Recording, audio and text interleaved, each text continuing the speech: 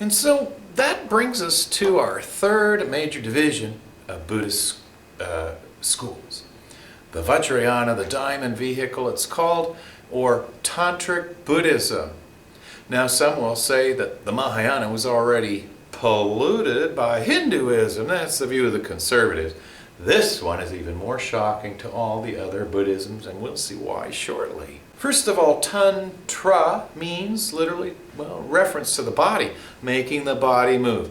This Buddhism will focus on this very body in a variety of stunning and interesting ways. One Tantric Tibetan Lama I knew said, well, the conservative Buddhists, the Theravada, they're kind of like a monoplane aircraft with a propeller.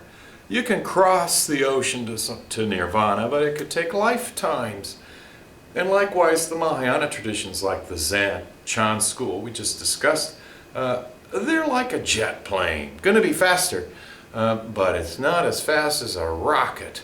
And the rocket to nirvana, they claim, is their tantric or diamond vehicle, Vajrayana Buddhism. And so then, as we say, some see this tradition as Hindu pollution of Buddhism, and Shiva and Shakti then are back now in Buddhism, and we'll see among the practices the other Buddhists find so repulsive about this one is the idea that sexual union can lead to nirvana and liberation.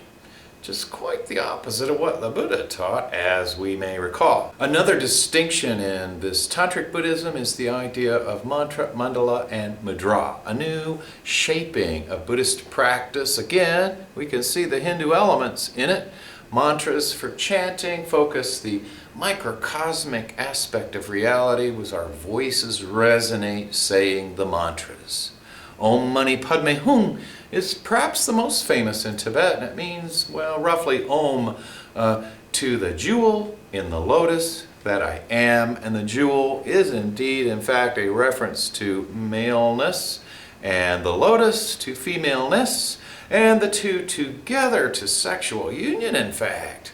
A mandala is a visual image, and even by looking at these two classic mandalas from Japan, where there is a tantric sect, it died out in China with that persecution, 842 to 845. The mandala itself shapes your consciousness just by looking at it. Tantric Buddhists believe you've started on the path to Tantric Buddhism. It's shaped your mind directly.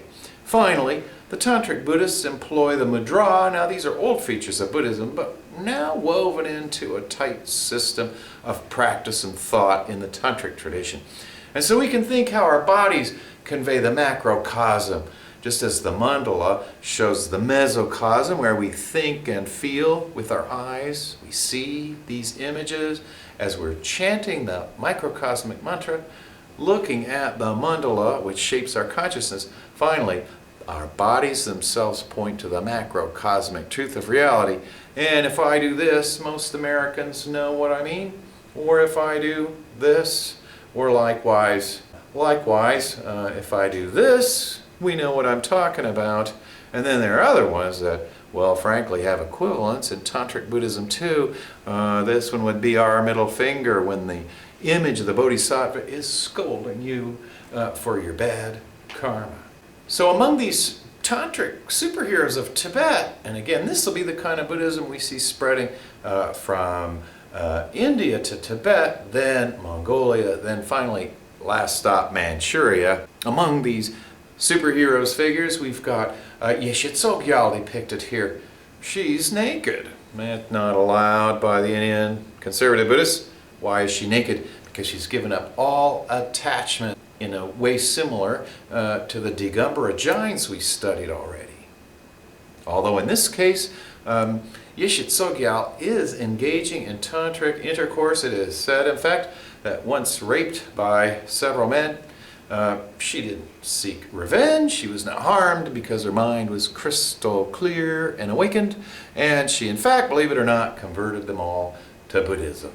And likewise, the guy who brings Tantric Buddhism to Tibet's an odd character as well, Padmasambhava, whose name means roughly lotus power. Padmasambhava arrives in Tibet and subdues the demoness, it's claimed. He stakes her to the ground with his tantric magical powers. And to this day, these are pilgrimage sites where the original ogress who spawns the Tibetan people through union with a monkey is defeated by this Buddhist master. Here we can see Buddhism civilizing the culture and taming the local gods and goddesses, not really wiping them out, but this same kind of phenomenon we'll see with St. Boniface cutting down the tree of the Germans from their tribal phase. Then they move to the axial phase of religion, as the Tibetans do with Padmasambhava. Among the legends about this guy is that at one point in the king's entourage, he determined that some of the ministers were sympathetic to the original Pun faith, the tribal religion of Tibet, and so Padmasambhava takes his finger and shoots a ray of power at that minister, because he's kind of omniscient, believe it or not, and the minister is fried to a crisp. So we'll see martial arts in East Asia, but in Tibet and the Vajrayana nations, we're going to see a lot of what looks like magic and maybe hocus pocus or mumbo jumbo, if you want to put it from the words of my Japanese advisor. There are these biases, right, in all these cultures. And I guess the stereotype my Tibetan advisor had about the Japanese and Chinese Buddhisms was they're too simple. That happiness Buddhism, that's just kind of ridiculous. So the Tibetan, Mongols, Manchus, they develop a very rigorous scholastic tradition, memorizing really tens of thousands of pages of text. But we won't see martial arts practiced really among these Buddhists. They just don't see the purpose in that Taoist addition to Buddhism. And as we look at Padmasambhava himself, believe it or not, he's actually in union with Yeshe Tsogyal in this image. And the two are attaining super bliss states, having sex in the sky for 14 days. Believe that or not. And Padmasambhava, that smooth talker, he converted quite a few women in this manner. For these Tantric Buddhists, then, there are many cosmic Buddhas. We saw that with the Mahayana, but now they're elaborated into many myriad meanings, types of Buddhas, their images, their colors, their objects, and all of this does look a lot like Hinduism, and it definitely is a hybrid. We can see really the workings of Shiva in Buddhism here. One Tibetan Lama, in fact, told me instead of coffee to wake up in the morning, he meditates on the image of Diamond Foot, and that gives him energy to get going in the morning. So that's kind of what these mandalas are. The gods and goddesses aren't gods or goddesses like Jehovah or Allah. These gods and goddesses are called mind impressions. So they're not real. They're real, though, as much as our consciousness itself is real.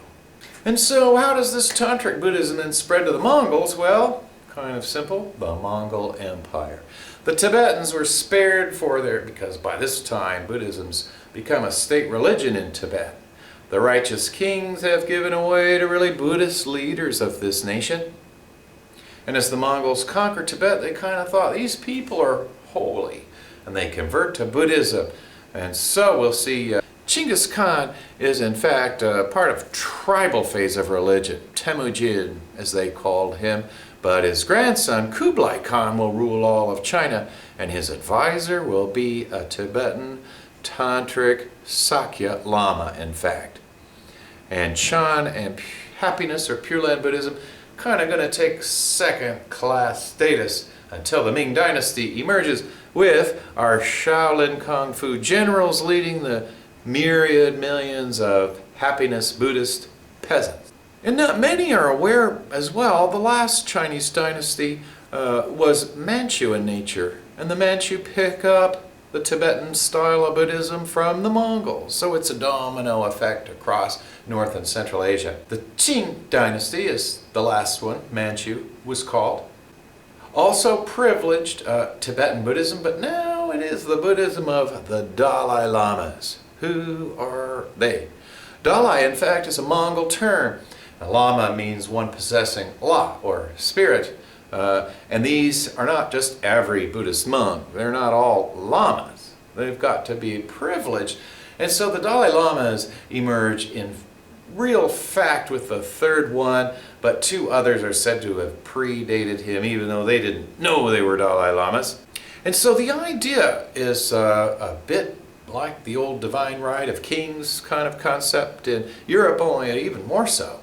The Dalai Lamas are, in theory, the bodhisattvas of infinite compassion, Avalokiteshvara. And so they are manifestations, again, Hindu avatar style, of that consciousness of that great Buddha, bodhisattva in our world. And believe it or not, there are said to be projections all around not only this planet, but many, many dimensions of this bodhisattva's compassion. And so by the 1500s, we'll see the fifth Dalai Lama makes Tibet a powerhouse and establishes the government as it exists today. Well, I like to think of him kind of like an Abraham Lincoln sort of guy. Not a founder like Washington, like the three early righteous kings who convert to Buddhism. By the way, after a great public debate between a Chan Buddhist and then an Indian Buddhist about really whether one can attain awakening gradually or instantly, as the Chan guys say, and about whether we really need to study a lot of scriptures, or, as the Indian scholar claim, or whether, in fact, studying scriptures will take you down a wrong path. And so this is the 14th Dalai Lama we have today, and he's the 14th because it's the 14th time, they believe, that he has manifested his great consciousness as the Bodhisattva of compassion into this world to guide the Tibetan people, believe it or not. So to find a new Dalai Lama, well, the prior one, like the 13th, said, look for me in Mongolia. And so they did. But also, the state oracle of Tibet, wearing a lead hat of some hundreds of pounds, so that when he absorbs the power of 5 cosmic Buddhas, believe it or not, he doesn't explode. He predicts the birthplace of the next Dalai Lama as well, and frankly, the 3 wandering wise men of the New Testament story has more in common with this kind of Buddhist path than anything we really see in the rest of Christianity, or certainly Judaism, and it's not there in Islam. But a small committee then traveled to the regions predicted by the last one and by the state oracle, and bring with them several objects, the begging bowl or the robes and the like. And the little kid who can pick the prior Dalai Lama's goods is designated as the new Dalai Lama. And what many don't know is it's not just the Dalai Lama of Tibet, the ocean Lama, ocean of wisdom. But Mongolia has its own Dalai Lama, third in importance after 2 Tibetans in the hierarchy. And then, believe it or not, even governors of provinces were considered reincarnated lamas. So we, in the United States, we would have maybe our second Kennedy reincarnation if we were to deem him a great bodhisattva of compassion. Not only that, but governors of states would also be these reincarnated lamas chosen in this manner. So we can see this is quite a different Buddhism, focusing on the 7 chakra energy centers of the old Hindu and Indian view of the body. And even without sexual union, a practitioner can, in theory, merge the male and female channels in one's own body and dissolve them into the central channel of emptiness, this shunyata, or zeroness, in fact, and thus attain a full awakening in one's own practice. So the Dalai Lamas have no sexual partners to attain awakening. They can do that within their own minds. And believe it or not, the Tantric guys can generate heat up to 115 degrees outside their body. And also, believe it or not, they can cast their consciousness into inanimate objects or birds and the like. That's a fast way to travel to India, as Marpa did by casting his consciousness into a bird, flying to India, finding a dying man, and taking over his body. So by now, if we look at the Indian Buddhism, we looked at the original Theravada. They stick to what the Buddha taught. but now the northern, Central and East Asian Buddhism's pretty liberal, I think, is clear, and also a wide divergence of practice and thought from Buddha's original, with the importation of Taoist elements in East Asian Buddhism and Hindu elements in this Tantric Vajrayana Buddhism. So that is the nature of Buddhism beyond India.